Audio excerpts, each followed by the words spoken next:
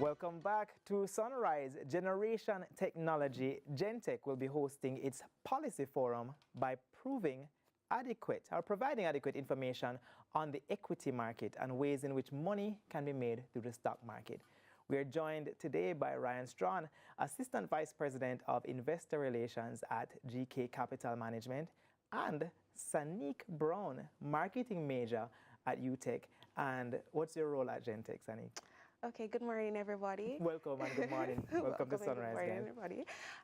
My role at Gentech, really, I'm the vice chair, second vice chair. I'm responsible for fundraising. And basically, what this forum is about is basically bringing awareness to the younger demographic. I mean, we use the excuse so many times as young people that we don't know, the information is not provided well. Gentech wants to incorporate that. So anything that's trending, that's what we usually push at our forums. But this time, being that the stock market has been doing so well in the last, from 2018 to now, we decided, hey, what do college people want? Want to know how to make money. How to invest money. How to invest money versus saving. See, we've been using all these short terms, Gentech. What is Gentech? Generation Technology. Generation Technology is a voluntary service club at the UTech, University of Technology, Jamaica. And we have meetings every Thursday from 3 to 5 during our club times where we discuss everything from a pin to an anchor. We have everybody there. We might have the president of JSC one day. We might have the VP of GK Relations one day. Or we might have everybody. I mean, if you want to be in the know, if you want to know who is who, how to make it motivation, Gentech is the club for you. So is Ryan going to be at the policy forum tomorrow, or you just brought him in as your expert today? I have to have Ryan. All right, Ryan, we're going to segue to you now. So you're the money man. Well, that's what I hear, that's what you hear, right? Yeah. Tell us a little bit about the difference between stocks and shares and bonds. Stocks and shares are the same thing? Same thing. So, well, thanks for having me. Stocks, I would say, are units of ownership in a company. Bonds is essentially lending a company or a country money. So we'll hear the terms like fixed income or treasury bills or government paper, not so much anymore. That's essentially bonds. They provide a set rate or set terms, so one can expect their interest payments on set days. Okay.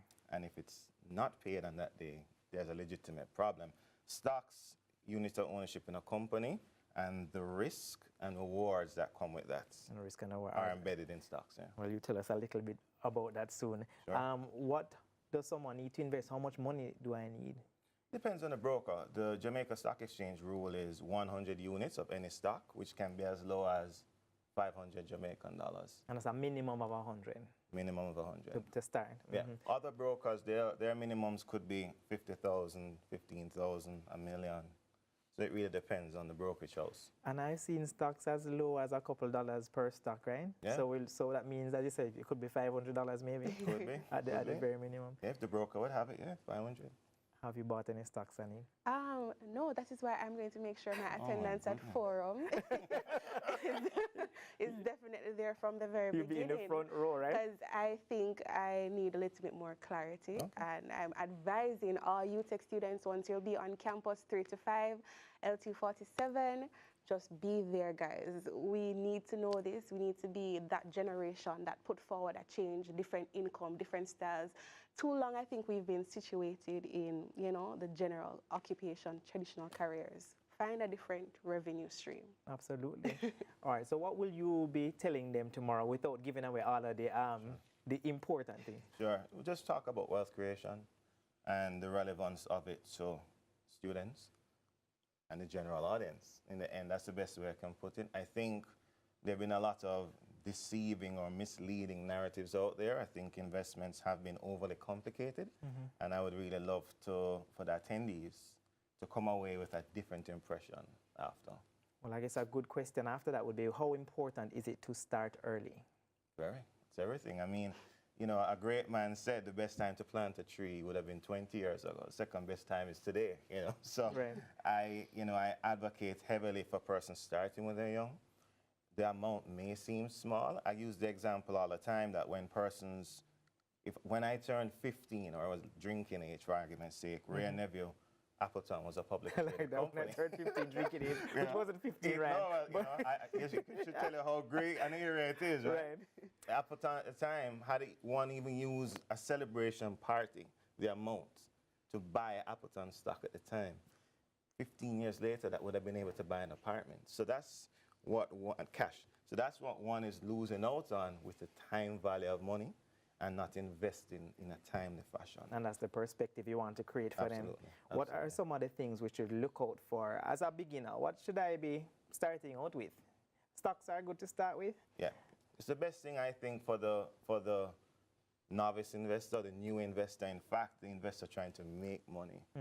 You know, I think wealth creation as a term has been misused. Wealth creation really means wealth coming out of something where there was nothing before.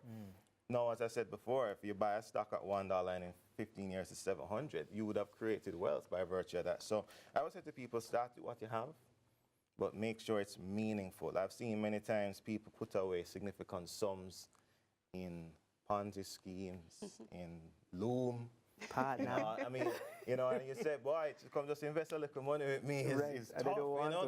They say, I don't like taking chances, you know, but then they're putting all this money in Loom and all into whatever. So I'd say, you know, to make it meaningful, be consistent, be patient, and the rewards will come. That's a great segue to risk. What do I have to lose if I invest everything? But what do I have to gain? Everything. Well, everything. Yeah. Everything. But I can tell you, I mean, I've been doing this for 10 years. I've been investing for almost 20. I am yet to see, particularly on the local stock exchange, maybe 3 examples where a stock has completely crashed. And I've seen north of 100 of stocks that have done extremely well. So you manage your risk by not just buying one stock, right? So if you buy 5 or 10, okay, 1 crashes, 3 blow up, 4 okay. I mean, your return is 30% a year, minimum, all being equal. So diversifying your risk through multiple holdings is the best way, and buying strong companies. What to look for: has the CEO left? Is the CEO well? Are the board members resigning? And those activities have to be disclosed publicly. And those things are more important than even pattern of business, or that is also important? It matters, but the leadership and the corporate movements which are disclosed are the most important thing, I'd say, because it speaks to the inner workings of the business and what's really going on at the board level. Without divulging your personal information, at this stage of the game, I guess you've probably, what type of stuff have you invested in over the years, and how did you start, and where are you now in terms of the type of categories? No, I can tell you straight. I mean, when I started in 2005, and I'm not going to say I've been consistent throughout the years, but I have been for the last 5 years. And, you know, practice what I preach. I started with stocks. I remember at the time we were buying Red Stripe, JMMB, Sagicor. Did well with all of them. I mean, it's $5,000 at the time, right? Through the years, I've always figured that the dividend yield, that's what the percentage of profit stocks pay out, has always been competitive with bond interest. Now, the bond floors are higher. Bonds are like 10,000 US up. I never had 10,000 US then, exactly, right? Exactly. So the 5,000 Jamaican I could find that I used to buy those stocks, I mean, you know, you just grew. I mean, we're buying Red Stripe at 4, and it was bought out for 32 in 2014. So that's 9 years, but anyway, so the point is that bond interest would have been about 10% at the time. Dividends in some cases at the time was as much as 15. So even as an investment, from an annual return standpoint, stocks still beat bonds, I mean. Okay. And based on my age, I'm not dating myself, I would have been like 22 at the time. Right. That was still very attractive. So I felt like stocks offered all in one and allowed me to achieve the goals I had set, and still do. Still does. Wonderful. So, Sanique, after hearing this little taste of what Ryan has said, how does that inspire you to invest? Even though you will learn more tomorrow, right? But how does it inspire you to invest?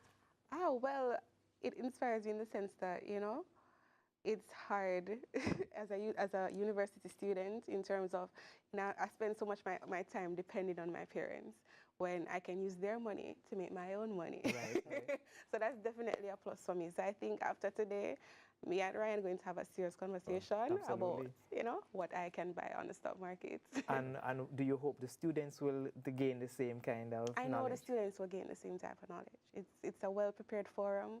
We have well-experienced and knowledgeable speakers. and it will be very informative and it will not be boring. I promise you that. Who else is on the panel? And just remind us about the details. Well, it's tomorrow at Thursday, February 28th, 3 to 5 on campus at LT47. We'll have, of course, Mr. Ryan.